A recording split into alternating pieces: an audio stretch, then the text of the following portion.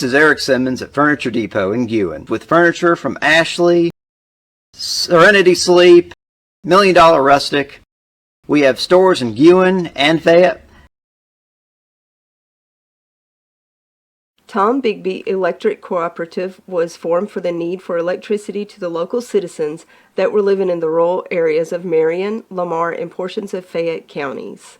This line consisted of 12 miles and 22 consumers on the road from Guin to Sulligent. Between then and now, there has been a lot of hard work and dedication from a great number of people to make this cooperative what it is today. Tom Bigby Electric Corporation would like to thank each member. You can contact us today at 205-921-6712. Hey guys, this is Nick Jackson at New Heights Church in Hamilton, Alabama. I just wanted to extend to you an invitation to come check out one of our services. We start at 11 a.m. on Sunday mornings and 7 p.m. on Wednesday night. We're all about abiding, arming, and awakening. Also, we have a nursery ministry and a children's ministry as well as functional on those Sundays. Our youth gather together on Wednesdays. Come on out and see what it's all about. We'd love to have you. Hamilton Metal Roofing, located at 291 County Highway 25 in Hamilton. We sell 29 and 26 gauge roof metal. We have all types of trim and screws for you to complete your projects. Call us with any questions. Open Monday through Friday, 7 a.m. to 4 p.m. Call us at 205-921-7100. Your story starts at Bevel State Community College. Whether you are just starting out or starting over, Bevel State has an opportunity that is right for you. With 5 locations serving 7 counties. You don't have to go far to start your own success story. Plus, with tuition lower than 4-year colleges, you won't need to spend more for a great education. Visit us online at bscc.edu to learn about your options for seamless academic transfer and high-demand career tech and health science offerings. Let us help you tell your story. This is Joe Cotton and Andrew Bynum, GMC in Fayette. As Marion County's certified GMC dealer, we would like to welcome you to come check out our latest inventory of brand new GMC trucks and SUVs. Not in the market for a brand new one? Well, let us help you find whatever make and model that you're interested in. Give us a call at 205-932-5958 or check us out online at andrewbynumgmc.com. Andrew Bynum GMC, celebrating 51 years in business. I want to welcome everyone. Patrick, you care to? Sure. Heavenly Father, we just thank you so much for this day, for the opportunity to be here, Lord. We thank you for the commission and their work. We ask that you just provide wisdom in every decision that is made and bless everything that we do and say here. We'll give you the praise. In Christ's name we thank you. Amen. Amen. Allegiance to the flag of the United States of America and to the republic for which it stands, one nation, under God, indivisible, with liberty and justice for all.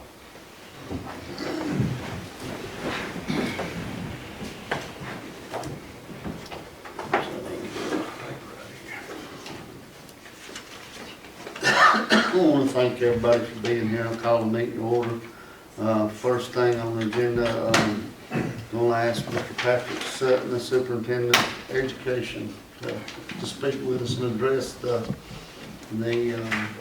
arrangements with the academy. Yes, sir. All right. Well, thank you guys for having me today. I appreciate the invitation.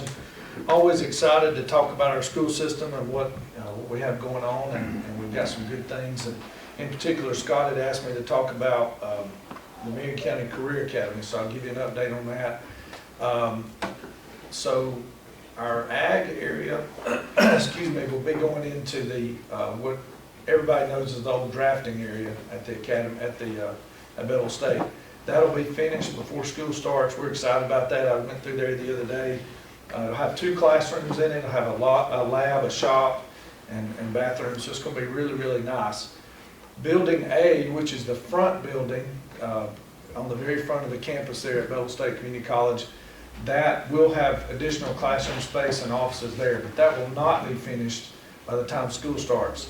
Probably be sometime in second semester. So as a result of that, we have some logistical things we're having to work through, and Bevel State has been tremendous in this opportunity. And so we'll be unloading students in the morning at the Bevel Center. We purchased walk-through metal detectors, and we'll put them through all the normal things that you do at school to get them ready to check in.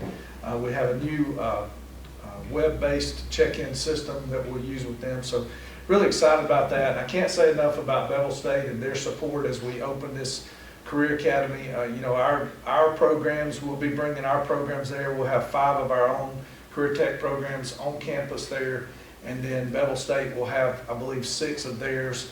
So the kids will have a lot of options. They'll be able to take not only career tech, but dual enrollment, academic dual enrollment. They'll be able to enter pathways to earn short-term and long-term certificates, as well as potentially, if they want to go extra in the summers, they could earn an associate's degree as they graduate high school. So really excited about that and all that's going on with that. As a part of that, I would say too that we are in the middle of a grant application that was rolled out a couple weeks ago. We knew it was coming. I've talked about it a lot. Senator Gudger's been great at helping us with this. It will close on the 31st of July. So we're literally working on that application now. And the purpose from our side of applying for this money would be so that then we could build a new building of our own where the dormitories sit. That Bevel has already deeded us that property, and we own that now. And so we've already started constructing a greenhouse at the back edge of that property down by the river, if you know where I'm talking about, on the other side of National, I think it's National Drive or Avenue back there. And so, you know, just a lot of good things with that. We should know something. Like I said, the grant closes on the 31st, so I would anticipate sometime in August we'll get notice of that grant application and how that goes in terms of money that we would receive for that. And again, very excited. The legislature has made a real commitment to career tech. Last year they put $100 million into rural career tech centers. We did not apply last year because you had to have 2 K-12 systems go in together, and it didn't make sense for us to do that. And so we asked if they could work an arrangement for us so that you could have a K-12 center partner with a community college. And they actually put wording or language into the legislation this year, and they put $150 million into that legislation. And so we were allowed to apply based on our request to let us apply with Bevel State. So I feel really good about that, and looking forward to that and those programs that we'll roll out there. And so certainly if you got any questions about the Academy, I'd love to answer those here in just a minute. But I would add, in terms of the new school year, can't say anything publicly yet, but we do have data from last year's ACAP and ACT testing that looks really, really good. Usually they take the embargo off that in October, and we'll be able to make that public, but we really are excited about where our school system is in terms of accountability. Last year we had the highest system score in our system history with an 89, and we really want to bump that up a little bit and get in that A, and that's as a system. Now we had a number of schools that on their own got A's, but we feel really good about where we're positioned for this October test results to come out, and excited about that. Do have a few spots to fill in terms of hiring, so we'll be wrapping that up pretty soon. We have a board meeting this Thursday.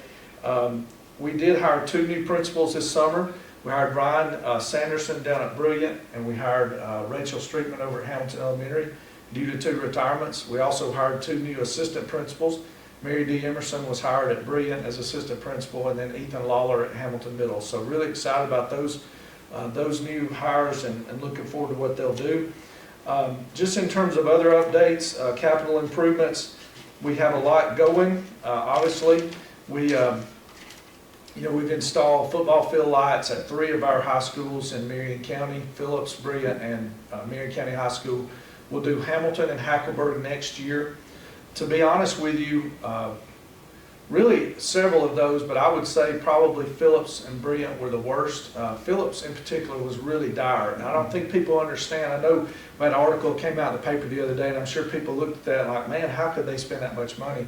Number one, it's expensive, and we shopped around and got a really good price on those lights. But number two, so it's about $300 and just say $30,000 per school, and that varies based on some different things that happen in the facilities. But for a place like Bear Creek, it's almost impossible to generate that kind of revenue and create that much fundraising. And so when people see that, what I want them to know is that was a safety issue. I mean, it had gotten to the point where it was just really not a good facility to play in. So we updated the lights in those 3 facilities. At Phillips High School, we've also poured concrete and updated the bleachers. They look great. Really excited about that facility. We put in new bathrooms at the baseball field there at Phillips, and also working on a new gym at Phillips Elementary. When I say working, the actual project hasn't started. We're waiting on those plans to get passed through the Department of Construction Management. We have the architect plans, but they have to be approved. Same thing with the Gewin Elementary gym. I feel like the Phillips Elementary gym it'll be first, and then we'll follow up with the Gewin Elementary gym as time goes through. It takes a while to get those things done, unfortunately, but we also, just some other things we're working on, updating the all-purpose room at Marion County High School. We've done a number of paving projects over the last several months throughout the county.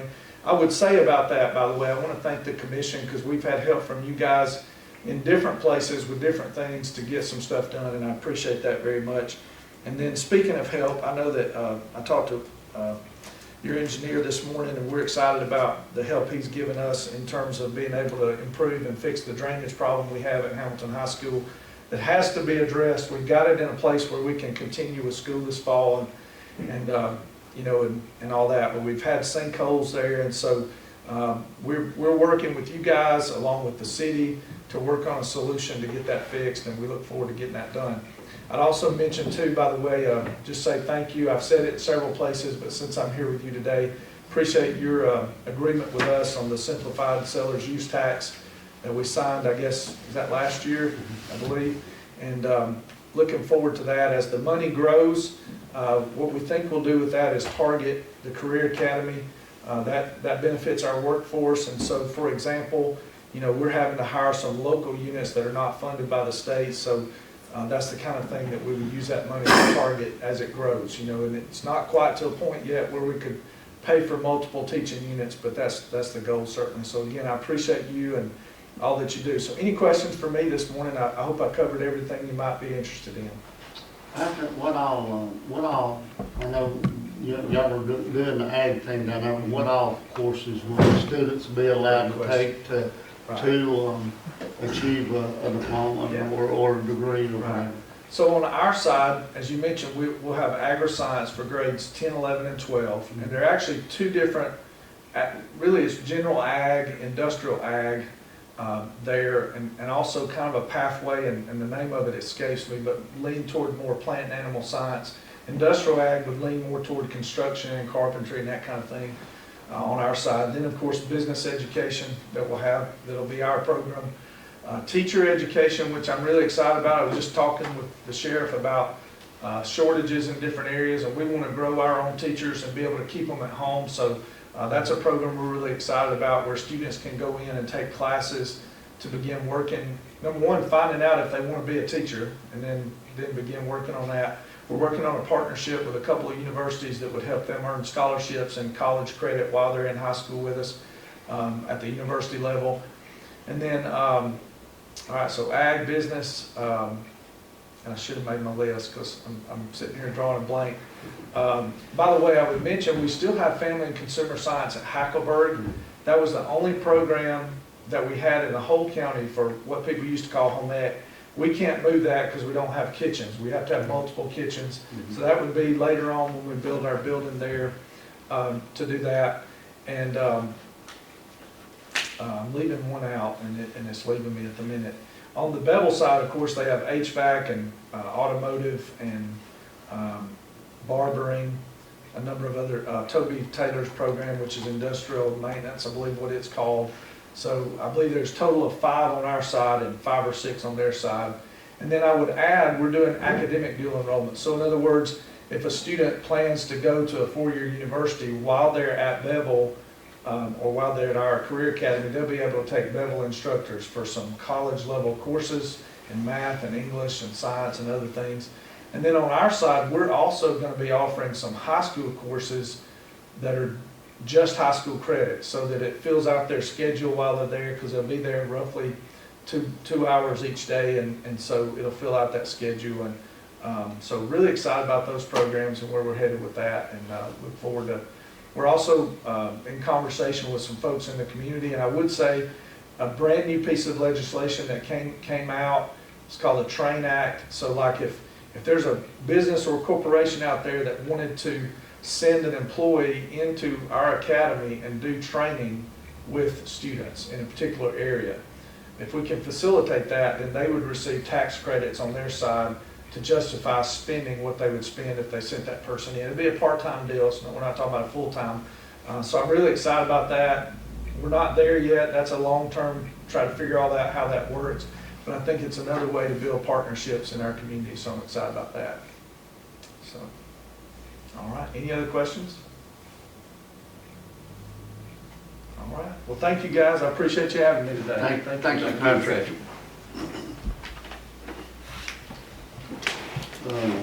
Next on the agenda is a recommendation to approve the minutes of July 6, 2026 regular meeting. I'll make a motion. Tim made a motion. Second. All in favor? Recommendation to approve the accounts payable. Any discussion? I'll make a motion. Tim made a motion. Keith second. All in favor? Recommendation to approve one-time longevity bonus to Marion County Commission retirees, estimated cost $16,467. Any discussion? Keith made the motion. Second. Tim second. All in favor? Recommendation to approve the hire of Donald Pollard for the Sheriff's Department with 10 years experience at $15.75. Sheriff, you want to explain that in? As you may not be aware, I'm shorthanded in the jail part, so I moved one dispatcher to the jailer. So it left me one opening in dispatching. Donna had worked for me prior as a dispatcher. I hired her as a jailer, and she worked about 6 months. She didn't like that part. She has experience in dispatching, and she wanted to come back, so I went ahead and approved. I hired her for that. I'll make a motion. Keith, y'all got about a tie, so Keith made the motion, Tim second. All in favor? Recommendation to move Misty Barber to Marion County Jail. This is the one that you just going to... Yes, sir, that's the one I moved from dispatching to actual correctional officer. Okay. She's been with the Sheriff's Department about 20 years, Okay. a little over 20 years. I'll make a motion. Tim made the motion. Second. Keith second. All in favor? Recommendation to open secondary road account with First State Bank with a deposit interest rate of 3%. Any discussion? Scott, you want to elaborate anything on that? Yes, sir, and clarify, it's more like moving our secondary road account that we have to have, we're moving it from First National over to First State. The interest rate currently is 0.05%, and this is, or 0.5%, this is giving us a 3% interest rate. So there'll be a profit of roughly $30,000 with what we have in that account. And it is going to First State? Yes. I'll make a motion. Tim made a motion. Second. Keith second. All in favor? Recommendations and discussion for Verada cameras. I'm gonna leave that up to you. Yes, sir. No problem. So in your packet, a couple months back or earlier this year, we had discussions. If y'all remember, the lady came from Verada and kind of did the demo of all of their camera abilities and the software and all that stuff. So we had them basically do security vulnerability assessments of the county facilities here in town. So you've got their proposals in front of you. We have kind of scaled back and kind of made our own recommendations based on you know, obviously we're not gonna buy everything somebody's selling us, but, until we, I guess until some things get settled, we know, my recommendation is what you got in your packet. What we've already got installed on the beacon tower at the airport. We've had that for 2 months, 2.5 months. That hardware is pretty impressive, and we can use those 2 cameras that have been installed in multiple disciplines. Wesley can use them, I can use them, security, weather, things of that nature. There's a lot of capabilities. The dollar amounts in front of you are for 3 years. I feel like that's enough time where that gives us, you know, if we like it and want to keep talking with them moving forward and maybe, you know, expand upon what we've got, or if we want to go in a different direction. My recommendation from, I guess, being the safety coordinator and just kind of my background and working with the law enforcement like we do and the insurance people that just did our assessment last month, I recommend we do what we've got at the tower at the airport and then what they proposed for this building. I'm more than happy to discuss details as to how we arrived at that conclusion, but for the sake of operational security, you know, with the public out here. But this building is, you know, basically open to the public, and that can, you know, it's not always happy people coming up here to deal with this, and you never know, just random acts that can happen. So that would be my proposal. What you see there for this building, it won't go more than that. I think it was in that $15,000 ballpark. We may can shave some off if we can use the cameras that are already here. We may can save a couple $100 here or there. But like I said, those dollar amounts are for the next 3 years if we choose to move forward. Here, the cameras will be inside and outside, correct? I believe so, yes, sir. And if we want to talk more, we've got those proposals in depth that tells you to the penny what we're paying for, where it goes, and then how we use it. The biggest hiccup that I see with this one is we want to put access controls at the front door, but there are multiple ways that we can let people in and out of that door. So county employees, and we can talk about this as we get to the installation part. We can do fobs, we can do your phone, or we can do strictly, you know, entered by permission from inside. Yeah. We can talk about those kind of operational details as we get closer, if that's what y'all want to do.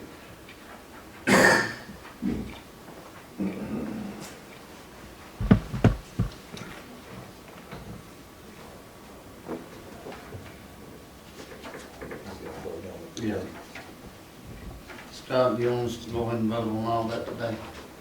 Yes, sir, if y'all are comfortable with it, that'd be great.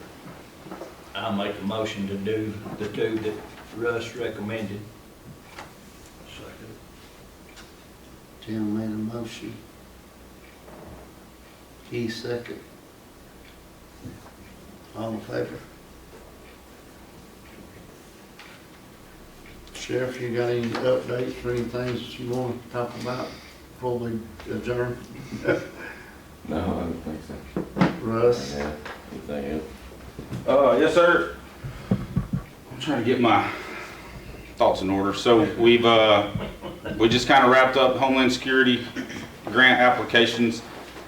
Things with the federal government, with the furloughs, with the Federal Department of Homeland Security has kind of gotten in the way of that grant application evolution.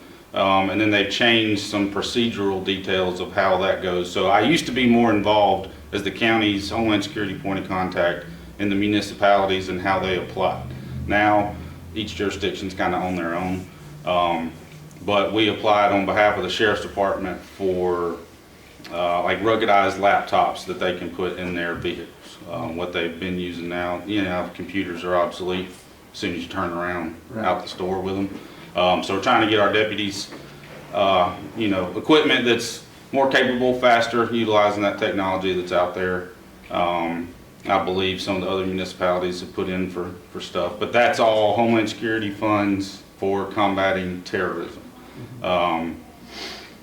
We've got some other developments that along the lines that are kind of hard to put into words, but there are things that we're doing multi-agency and multi-jurisdictional around the county that are impressive, that are kind of aimed at emergency response, some mutual aid stuff, and some more equipment that it's kind of in the works of making basically like our emergency response system and processes more efficient, more streamlined.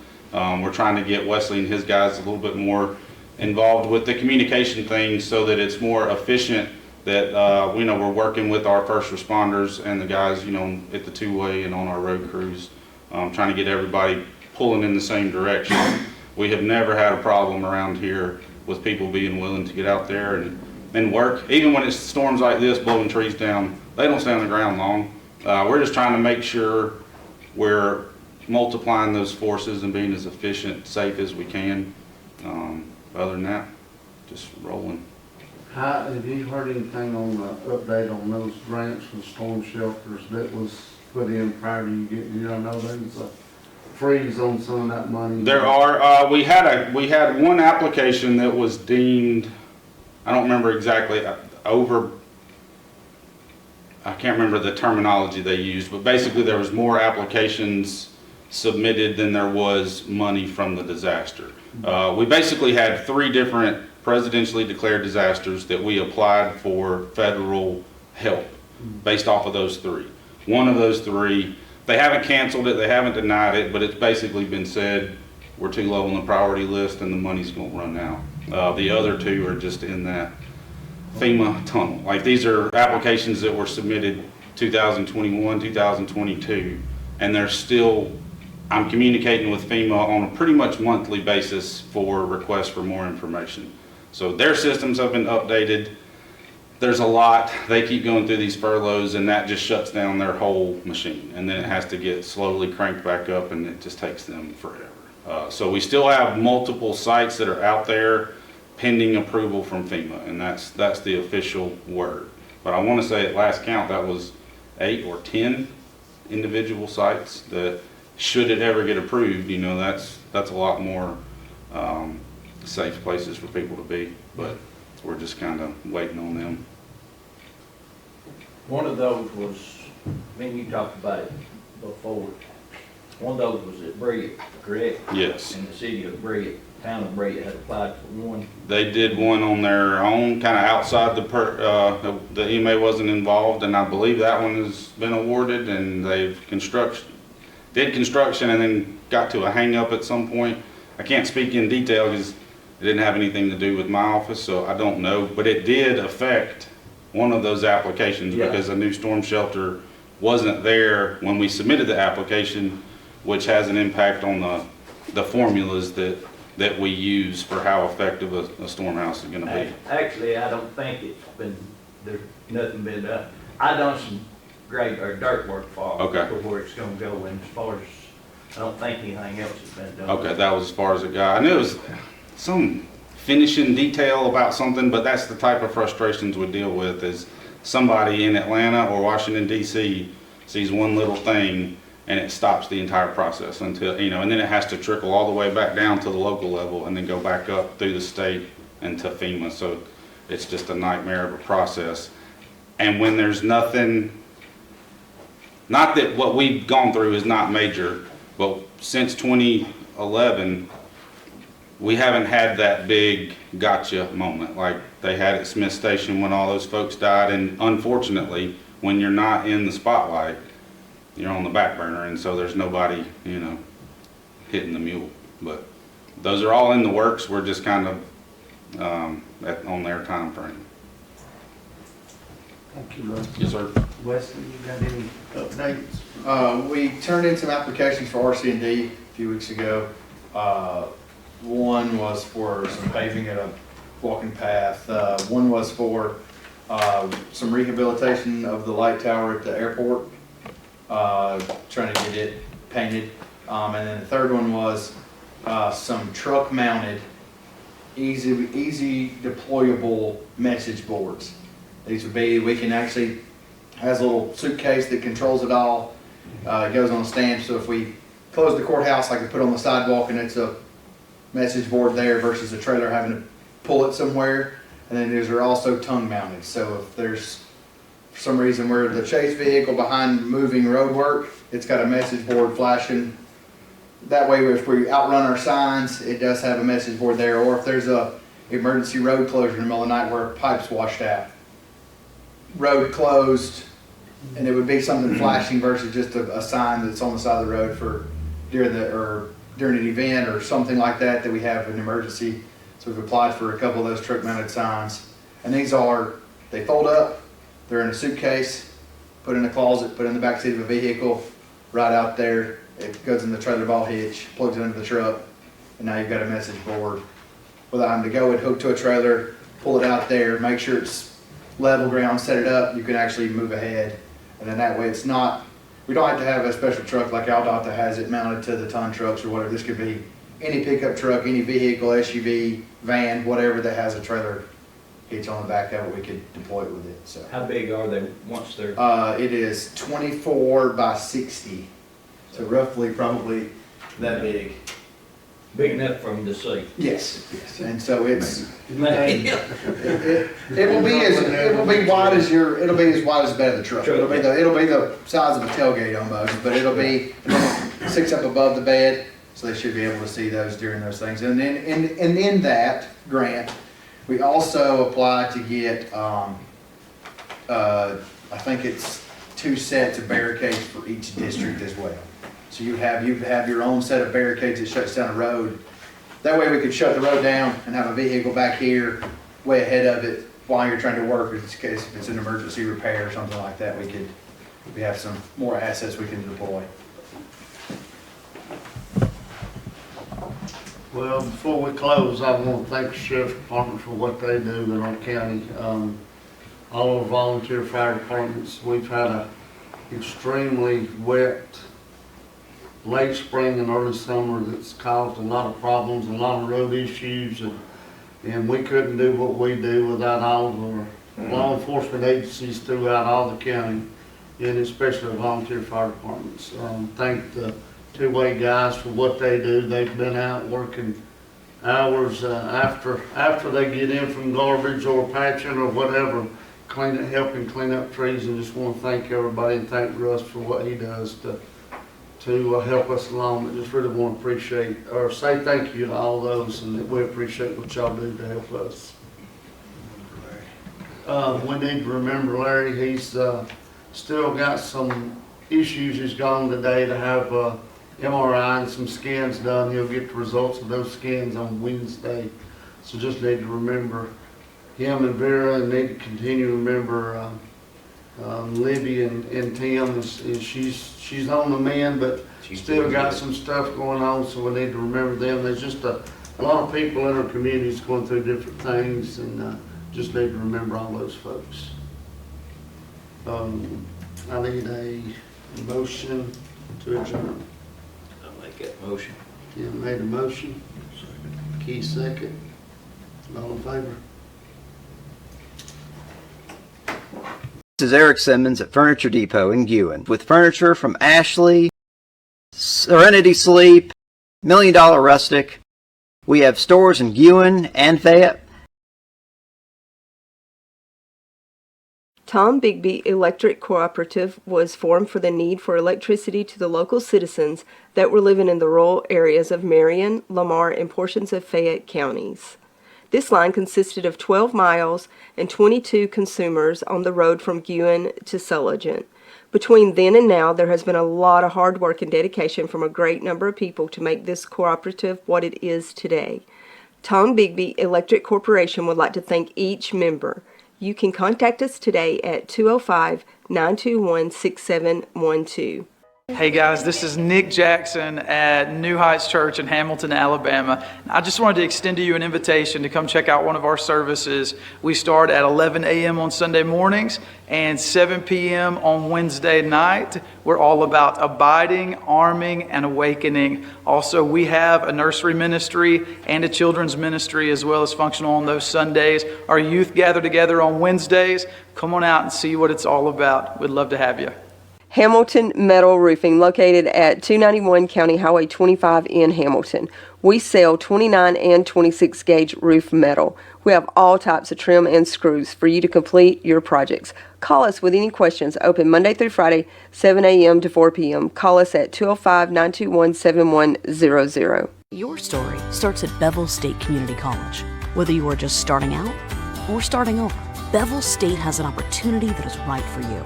With 5 locations serving 7 counties, you don't have to go far to start your own success story. Plus, with tuition lower than 4-year colleges, you won't need to spend more for a great education. Visit us online at bscc.edu to learn about your options for seamless academic transfer and high-demand career tech and health science offerings. Let us help you tell your story.